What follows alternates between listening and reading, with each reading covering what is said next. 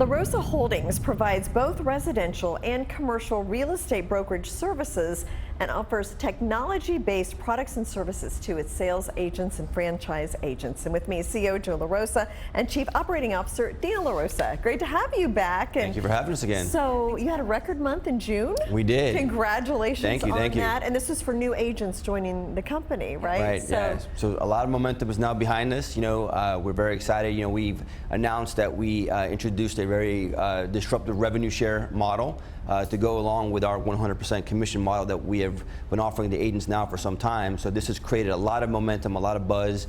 We recruited a very large team that had built an amazing community at one of our local competitors. They had built about 1,400 agents in their downline, and they're now over with us as part of our family, and we've seen a record number of agents now be joining us over the last 30, 45 days. So that trend is hopefully going to continue, and we're very excited for where it's taking us. Word is getting out on the La Rosa difference. Absolutely, for sure. So explain what is different about La Rosa and how your business model is unique. So we're really focused on defining what it is to be agent-centric, right? So we want to create as much value as we can for the agents to be successful with their real estate careers, but as well to be able to create multiple streams of revenue for our agents. So besides obviously, selling real estate, they have the opportunity to recruit other agents through our revenue share program to create a downline, basically a business within a business. And they also have opportunities to get involved, whether it's in coaching, property management, commercial real estate. So, we're always focused on creating as many opportunities as we can for our agents. Yeah, and I think once they come on board, they realize it's not just saying we're agent-centric, not just saying that we care, but they actually see the difference in our culture and see the difference that we literally wake up and go to bed thinking, how can we make our lives, the lives of our agents better? How can we create more opportunities? How can we help them through the ups and the downs, really build that business within a business? Yeah. And I think it's more apparent when they come on board and they see the culture and everything. And you've been growing by quite a bit as well. 11 new acquisitions, 2 new offices in Houston, also in Tampa. What are the plans for the second half of this year? Well, we've been very busy since our IPO back in October of last year, obviously with all these acquisitions. We have a whole slew of other acquisitions lined up. Some of them now we're in the due diligence process. We've already been putting some guidance out there now in several press releases that we really expect to be at close to 4,000, if not more, agents by the end of this year. So we're currently at 2,600 agents. So that's explosive growth, but we know with a lot of the acquisitions that we have lined up and the organic growth, we're just excited about the opportunities now to really be able to expand our footprint. And not just in Florida. For example, I know next month we're going to be out in Houston, Texas, at a few events there to be able to hopefully introduce now to the La Rosa difference to a lot of Texas agents out there to be able to provide an opportunity they can grow their business now. And expanding in Georgia as well. In Georgia as well, okay. So some of the hottest housing markets of the past few years. So absolutely. I'm sure that's strategic. So now there was a press release that went out recently about a possible acquisition of a title insurance company. Did that happen, or what? How does that stand? So that's getting ready to happen up now here very, very soon. So we're just in the final stages of actually closing that transaction. So we've been very diverse with our acquisitions now going forward here the second half of 2024. When you look at the real estate transaction, we want to be able to be involved in every aspect of that transaction.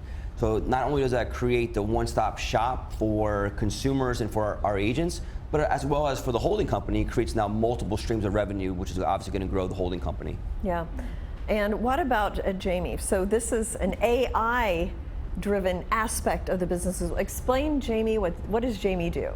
So Jamie, it's spelled a little different just because of our 5 kids. So we wanted literally the first initials of all 5 of our kids. Yeah. So we wanted to obviously be very unique with it. So it's been a big buzz within La Rosa Realty.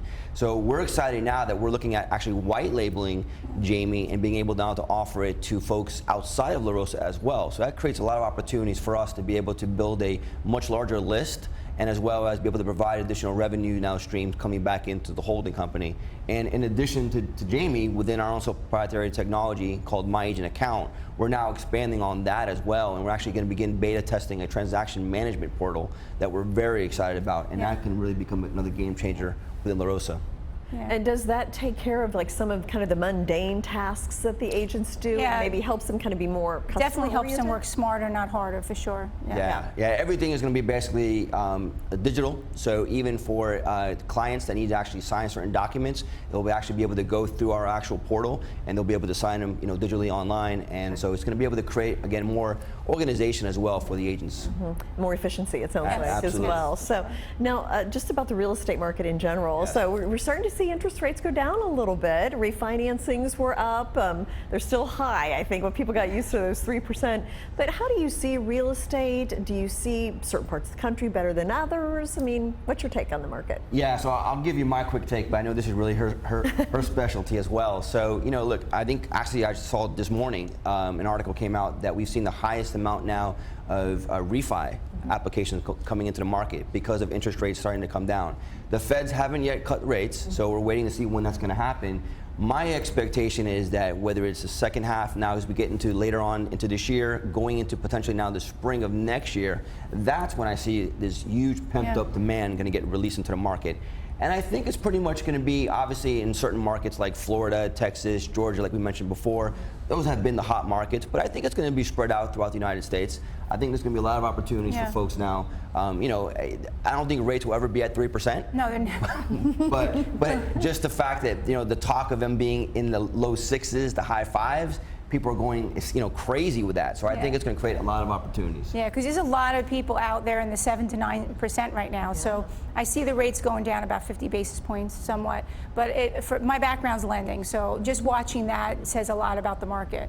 And yeah, for sure, I agree with his timeline on that. And we're starting to see inflation get under control, even drop a little bit. So that's what we need for the interest rates to go down, maybe even yet this year or so. And what about a housing shortage? I'm hearing talk of that. Is that also, or is that because people aren't selling because they have a low mortgage?